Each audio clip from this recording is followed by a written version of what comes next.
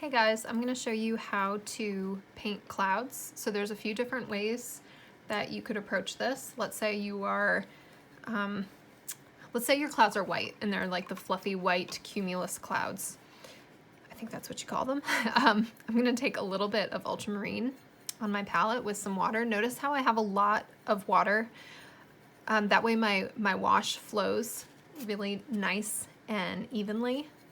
Some of you I noticed in your last paintings, your washes needed a lot more water, and that's why they were streaky. So just keep that in mind. Lots and lots of water. So I'm going to move my paper. And so you're doing a nice not cloudy sky. Just a few fluffy cumulus clouds. I'm doing a version of the follow the bead method here. So let's say this is your sky. Let me do just a tad more. Okay, so there's a couple ways you could do this.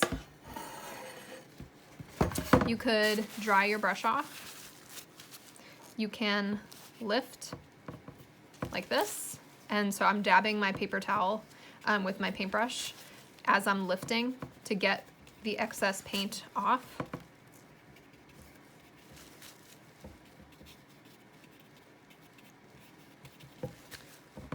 There are a few fluffy white cumulus clouds.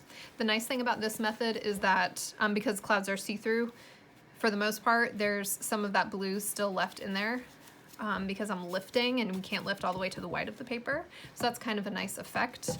You could then go back in with either another blue, or I'm gonna take a little bit of my Payne's Gray.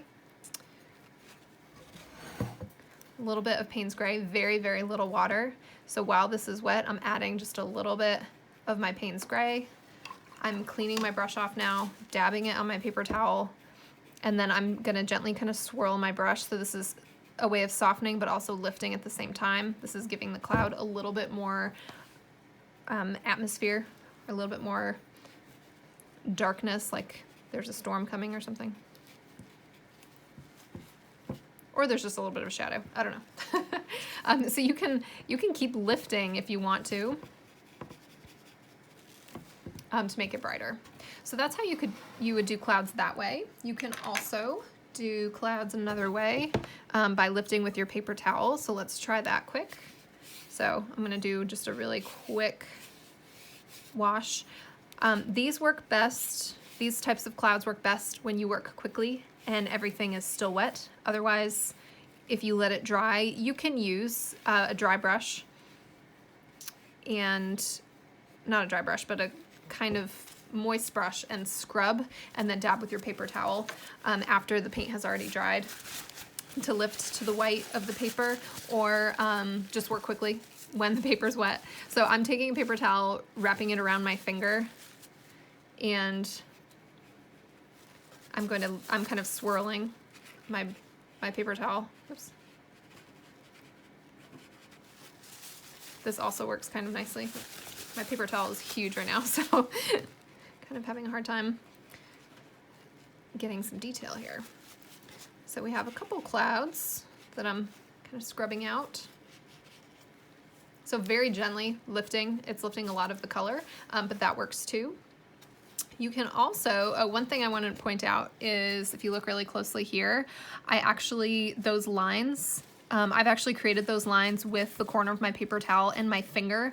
I scratched the paper and the watercolor is sinking into the paper, and it's probably going to stain like that. So just keep that in mind. If you do ever scratch the paper, the watercolor will pool there. The other way you could do clouds is you can paint around them, which is a little bit, not harder, but most times clouds don't have solid edges, hard edges, so it is kind of tricky. So I'm starting with my big brush. I'm gonna put my wash down, and then I'm gonna try to figure out, okay, where's my cloud? Maybe there's a cloud here. This is the top of my cloud that's going to be forming. And then kind of a lumpy cloud. Maybe there's another one over here. You may even want to sketch them in super, super lightly if you're working this way. So I'm painting around them. There's the bottom of my cloud.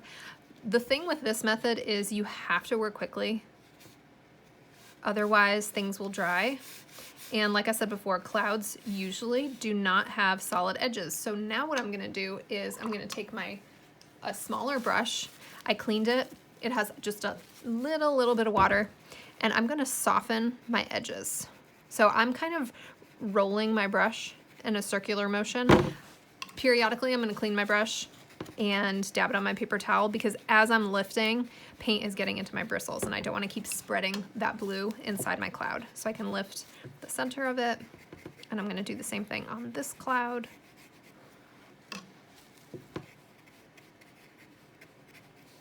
Okay. So within this now, if you wanted to, you can go in with a little bit of that Payne's gray, just like in the other one, in that top example. And maybe the bottom of your cloud has a little bit of darkness. So I would put a line of paint and again, soften. The nice thing about what I just did was when I softened this area, it made this wet. So when I put the Payne's gray down, it already started to spread a little bit. So that's kind of nice. And I mean, you could add a lot more darkness. You can make this like a really super cloudy, super stormy cloud. Maybe there's some more cloud up here that's super stormy. I'm gonna clean my brush, and then I'm gonna soften. With clouds, almost always try to soften. You can also use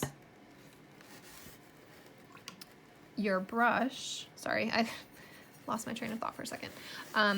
You can use your brush. Let me do just a small wash here. And you could lift some, what are they called? So these are cumulus clouds, the cirrus clouds. My cloud knowledge is not that great, I guess, with naming them. So I'm gonna take my brush and the ones that are kind of wispy, so I'm putting one end down and then just kind of dragging like that. Okay, so you can do clouds that way as well. So putting my brush down and then kind of dragging and lifting as I go. All right, I will be posting some more demonstrations very soon.